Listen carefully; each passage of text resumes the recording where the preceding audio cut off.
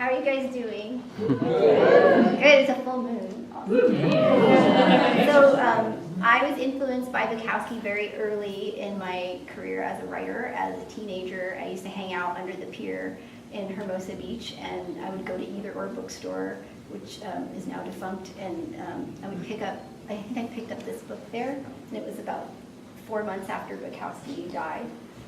But it was one of his last books, and it's called Last Night of the Earth Poems, and this is a poem that influenced the new fiction piece that I just wrote.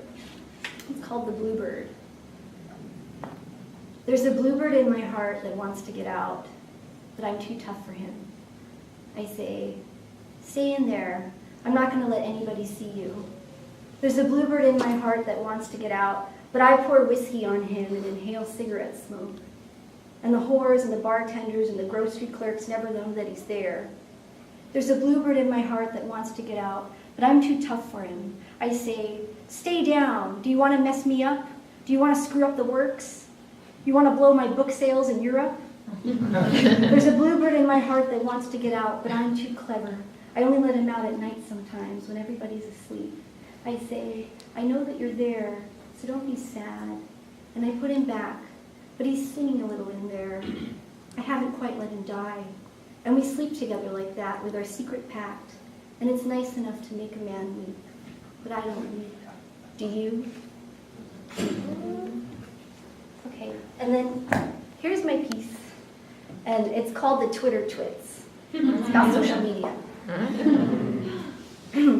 After the temp agency completely destroyed my confidence at finding a real job and my sense of myself in any professional context in general, I took a break for a few days from my job hunt. Fuck it. Maybe we were going to lose our house, and maybe the state would take Yaya, or maybe she'd die before they foreclosed.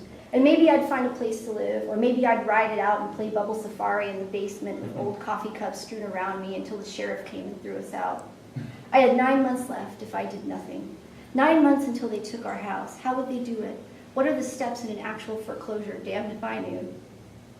So there I was, sitting in San Francisco at the hipster coffee shop where all the cool kids drank coffee on Divisadero. I had exhausted all my options at finding a job.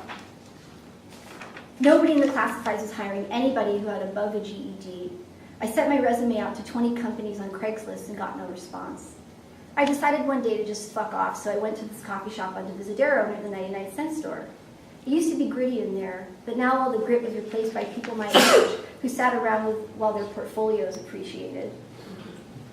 My generation of millennials is basically shit out of luck. We're too young to be part of the dot-com boom of the 90s. We were still in junior high and high school then. And we are just a hair too old to become a part of the new social media boom. I found this out the hard way when I met two guys named Sean and Maxwell. Sean was black, buff and artsy looking, plastered with tattoos up his arm that made him look simultaneously delicious and somebody that you would want to teach you how to be cool. Maxwell was a pasty Englishman who was as nerdy looking as Sean was cool. I write code and do the back end. Sean is a graphic designer, he said in a delightful accent. We're in business together. We've created a website called Guzzini. We're looking for writers, he said. Why don't you give me a call, Sean said, handing me his business card. Sean was so charismatic and overpowering that I lost track of myself. I lost the card the second he handed it to me in the bottom of my purse next to all the gum wrappers. Underneath the interior lining that was ripped, where grimy change hung that I used for the parking meters. Hi, I'm Austin from Austin, this guy said, rolling up to have beer. I just graduated last month, and now I'm making tons of money. He was a blonde, white Southern guy. His long hair was in curly ringlets with a twang of a Southern accent, and he wore cowboy boots that he put up on the table next to the chair I was sitting on. What does a lot of money mean, I asked. Like enough to live off of. And, I do what I love. I play the game, He sat back and he lit a Nat Sherman and pulled a bottle of half-drunk whiskey from his pocket in a grand gesture like he was some kind of swashbuckling pirate, and he poured himself a drink, spiking his coffee with it. Want some? Why not? Put it. I opened the lid of my coffee cup, and he poured a little into my coffee. This stuff is pricey, I tried very hard not to roll my eyes. I had been unemployed and struggling for so long. I had long given up on using my degree for anything other than decoration on my wall, or perhaps a path toward another degree. Austin leaned back and put his boots up on the table now. The circle of people were all talking to each other. They were all involved in different conversations. I was curious how much a lot was. I couldn't help myself. I sipped my coffee with the whiskey in it and I asked, how much is a lot? Like 40,000 a year? In this town? Honey, please, he said, lightly touching my arm. But hell no. I made that much starting out, and then I convinced my bosses here that I was valuable. You see, I believe in content marketing. I write stories about products that we sell, and I work them into conversation on social media. I place them on the style blogs, etc. I can sell ice to Eskimos, my dear. You mean you write ads that look like journalism? That's right, exactly that. Don't you think that's a little bit shady? No, journalism is dead, my dear. Poetry is dead. Hell, even God is dead, according to some people. You mean Nietzsche, I said? Who? That's who said that, Nietzsche, the philosopher. Okay, brainiac. In the air as if I had a gun. I'm just doing what I can to make a living and putting my amazing skills to good use. So how much do you make then, I asked, leaning back in my chair. It was getting late, the sun had set, and the nightlife people were starting to come out. Maxwell and Sean were whispering something to each other and checking their texts. More to the tune of $75K, said Austin from Austin. Can I ask you a question, I said. Sure, he said. How old are you? 23. Did you go to college? Yes, ma'am. Did you graduate? Yes, ma'am, this past May. You mean to tell me that you're 23, you graduated college 5 months ago, and now you're making freaking $75,000 a year and living in San Francisco? I wouldn't have it any other way. I felt a churning in my stomach. What the fuck was I doing all this time? Taking care of my grandma and working as a clerk somewhere. What are you writing? He glanced over at my journal. Up until the group of hipsters asked me to join their social circle, I was writing this poem in my journal. I didn't want him to see it. Suddenly I felt cheap and used and like my life was a lie. All this struggle for nothing. This dude came along, was making $75K a year. I snapped my journal shut. Oh, top secret, huh? He smirked. Something like that, I said. I wanted to ask him for his card, but I was too proud to beg. I was trying not to feel ashamed. Eventually, we got interrupted by Maxwell and Sean, who were up to something. Hey, the Twitter twits are having a party, Sean said. Maxwell repeated, the Twitter twits are having a party. Another guy with plugs in his ears and dyed blonde spiky hair announced, the Twitter twits are having a party. Pretty soon everybody was saying it to everybody else. The Twitter twits are having a party. Want to come, he said. Sure, I said. Oh, I better not. Thinking, I've got to get home and check on my grandma. Are you serious, he said. I suppose I could check on her, put her to bed, and just go out again. And I thought, can I meet you there, I said. Oh, woman of mystery, sure. Here's my number. Text me. The Twitter twits, he explained, are a few girls who live in a 2-bedroom apartment on Bush and Leavenworth in the area that used to be the Tenderloin. They had a sweet little 2-bedroom deal. Rumor has it they paid something like $5,200 a month for their apartment. Suddenly I felt lucky to live with my grandmother. Come on, it will be mayhem, he said. Oh, and you've got to say the password to get in the door via the buzzer. I'll whisper it to you. Here, let me say it in your ear. I leaned in and felt the hot air leave Austin from Austin's lips into my ear. It's baby Chick, he said. See you there around 10? Maybe like 11, I said. It was 11:30 before I got Yaya to bed. I convinced her to let me put the bar up of her hospital bed, which she was categorically against. Please, Yaya, I said, be good. Her eyes stared back at me like a little magpie. Be good, she repeated. Be good? Oh, all right, I'll be good. Please go to sleep. But I'm not tired. If I massage your arms and hands again, will you go to sleep? Okay, she said, like the spa. She gracefully held out her arms, one by one, from the raised hospital bed, letting me apply lotion all over her doughy arms as I massaged, then the warm washcloth. Sometimes Yaya got tingly. We figured out that this was a way to calm her down when she got anxious at night. I sat there with her for a while, her wide eyes open, staring at the clock as it ticked another minute and then another. Are you feeling calm yet, Yaya?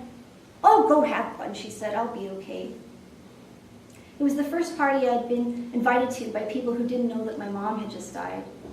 I had just been invited, just like that. I didn't know what to do. Should I change? I opted for going casual. I kept the same t-shirt I had on and jeans and sneakers and grabbed my jacket. I pressed the button on the garage door before she changed her mind. I grabbed the bus over to the apartment in Leavenworth and pressed the button. They buzzed me in without the password. They say money affects the same part of the brain as cocaine does, just like sex and just like chocolate. The twits, it turned out, were two girls who had a penchant for both and who worked for Twitter. They threw epic parties in their flat. When the downstairs neighbors complained, a blue-collar family behind on their rent, the twits threatened to buy their flat and LSAC to evict them. Then the family shut up. The twits sent them earplugs and expensive chocolates for their trouble. In fact, that's not true. The twits had their assistants send them. They went everywhere with their personal assistants. They were their ladies-in-waiting. They each made $250,000 a year, were 25 years old, and worked for social media. They did whatever they wanted, slept with whoever they wanted, and they had worked hard their whole lives. They were conservative in high school, signed up for extracurriculars, played it safe, had immigrant parents, and now that they made it, they flaunted everything they had at all times. Their lives were a non-stop party. Edgy remixes of pop music blasted, and they took turns snorting lines of coke off their coffee table and dancing around like they were in a Molly Ringwald 80s movie, and then obsessively checking their phones. Sometimes they randomly grabbed boys out of the parties and made out with them. Nobody could say anything because they did what they wanted, and if they got tired of one boy, they just pushed him off, and then they found another one. I was not prepared for what I would find when I got there. The apartment was sparsely furnished with expensive mod-like couches and tons of throw pillows. They had a pinball machine on the other edge. People were drunk and passed out. Music was playing. Girls in poofy dresses were jumping up and down on the couch, holding each other's arms and screaming with glee as they bounced on one of the sofas. Piles of takeout containers that must have lasted for a few weeks were accumulating on the hardwood floors. Austin from Austin was about to make out with one of the Twitter twits. "Hi, this is the girl from the Beanbag Cafe," he said. "I'm sorry, hon, I forgot your name." "Persephone," I said. "How could I forget such a mythic name?" he smirked. "And this is Jezebel," he said, gesturing. "That's my Twitter handle," she said. "I'm the original Jezebel. My real name is Rupa." She held out her hand to me as if she were a queen. She was wearing some kind of designer couture dress that was poofy at the bottom, made of a rich material. And that's Deb over there. Deb was a stout blonde girl with a nasal voice. She was wearing nylons with a little line at the back and making out with a guy in the corner. "Deb, say hi." "Hi," Deb said, turning around for a split second. "Welcome to our party." She continued making out with the guy in the corner. In fact, all the guys were in jeans and the girls were dressed to the nines in poofy dresses, black ink plastered to their eyes like ancient Egyptians. There was a DJ in the corner spinning in a laser show. They didn't seem to care that people called them twits. "The twits are a nickname. It's sort of like our online brand," said the other one. "We love it. Come on, you're part of our party now, girl. Get your drink on and kick back." There was a bottle of Dom Perignon on ice. The man at the bar popped it open for me. "Are you serious?" He was in his 60s and had greased black hair and a receding hairline. "Oh, you're not special. They had 20 bottles of it in here. I'm in charge of opening one every half hour. This is the last one," he said. "You'll have to find a clean glass or clear out." I found my way to the kitchen, found a red plastic Solo cup, and wandered back out. The kitchen was something out of a design magazine. There was a woman they had hired to put hors d'oeuvres in everybody's hand. It was like a small wedding. I brought the cup out to the front. "Classy," the bartender said to me as he filled my red Solo cup to the top. I shrugged. I walked into the room down the hall and people were smoking a joint. "Come join us, girl," one of the Twitter twits had extricated herself from sucking face with the boy in jeans, and the other was smoothing her hair down. The people were listening to old school hip hop on the stereo. Other people were playing video games. "Yeah," I said, "sure." The girls started having a heated conversation. "I mean," said one girl, "my older sister is all bitching because she can't find a job. I mean, it's so fucking easy to make money," said the other one. "I know, right? I went to a seminar given by Sheryl Sandberg the other day, and she said that women have to learn to lean in.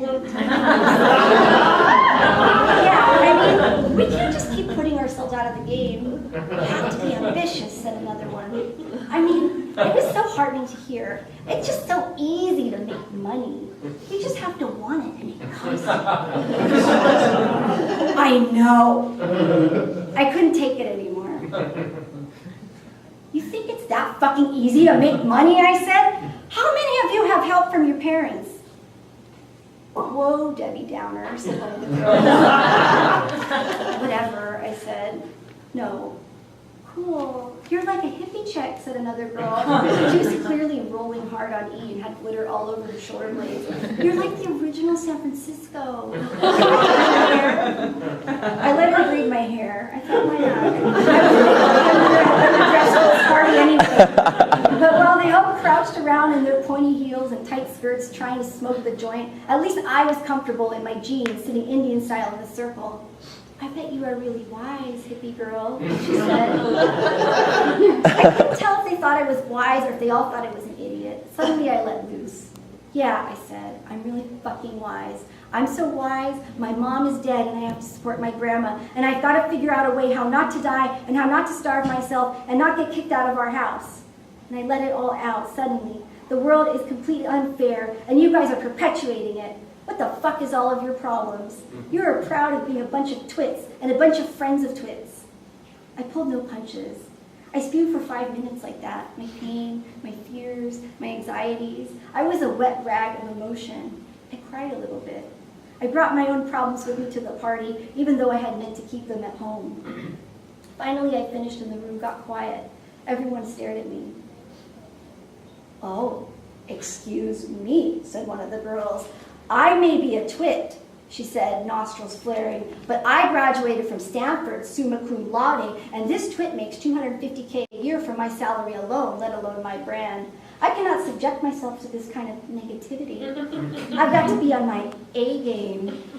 I'm sorry, but you better sort that situation out, making a sweeping hand gesture around my face. She spun around on her heel, snapped a finger, and walked out of the room, and so did her entourage. They left me to finish the joint alone. I puffed on it like it was some sort of magic elixir. There was a small, sad sliver that was trying to get out of my ribcage all night and weep and be comforted by a circle of friends, I realized. I felt a small part of myself harden and stiffen and pulled away into my own mind and just observed. Whatever, I said, pulling my hair back and sweeping it behind my ears. I learned to edit this wet rag part of myself out of the external part of my personality, this bluebird in my heart crying that was trying to get out. I pushed it down. I walked on it. I would have to if I was going to fit into this new San Francisco. So different from the Haight-Ashbury my mom used to sneak to in the 60s when she was in high school. Different still from the San Francisco of World War II that my yaya had joined. I sniffed, trying to hold back the tears. The room moved. Champagne on an empty stomach went to my head. There were 2 girls left in the room, sitting in on the corner. They had removed their shoes. You know, they said, we're not all against you. Don't think we are. It's just hard to hear that kind of thing. And we're here to have fun. I think the world, she said, is getting better every day. All right, I said, whatever. You just have to put yourself out there, she said. Just try. Here, call this number. I work for this company. We're hiring right now. My name is Devin. I took the card. The next day I came home and Yaya's nurse was fuming. You left your grandmother alone all night in her bed and she called you, and you know what happened when I came here at 7 a.m., she said? I came here to her stuck, trying to get over the bar, and a line of poop all the way down from the bed, dripping down to the floor, and I cleaned it. I don't complain, but you know, you can't just leave your grandmother like that, especially when she's in her wake cycle and she has dementia, they said. You understand? I felt like shit myself the whole day. I had cried in front of everyone I was trying to make friends with. I let Yaya down. I was generally a piece of shit. And finally, at the end of the day, I did what the nice girl, the night of my meltdown, had advised. I called the number. She never called back. I waited a few days, then I decided to walk by. Bargain Genie was full of hipsters who were cooler than me. I wore my little slacks from the petite sophisticate section at Ross that I had bought. Oh, I'm sorry, we're not hiring, said this red-headed gay man in his 30s with earplugs. But I got this number from, I started to remember her name, Devin. Devin who, he asked. I don't know her last name. Surely you don't mean our COO, he said. Yes, that's her, I think. Well, he said, rolling his eyes, we do have job openings, just not for any writers, so don't even ask, but more for customer service representatives and sales. I'll do anything, I said. I thrust my resume into his hands. Okay, he said, we'll have our support team give you a call. I'm Persephone, I said. Thank you, I gushed. You don't know what this means to me. Hey, Penelope, chillax. It's Persephone, I said. What? Oh, never mind. I'm really grateful, I said to the receptionist. You're welcome. Wait for our call. I walked out of there with high hopes. Maybe I had finally cracked the code after all. Most likely not, but I needed the dough, and at this point, any job was better than sitting in the dark waiting for my world to end.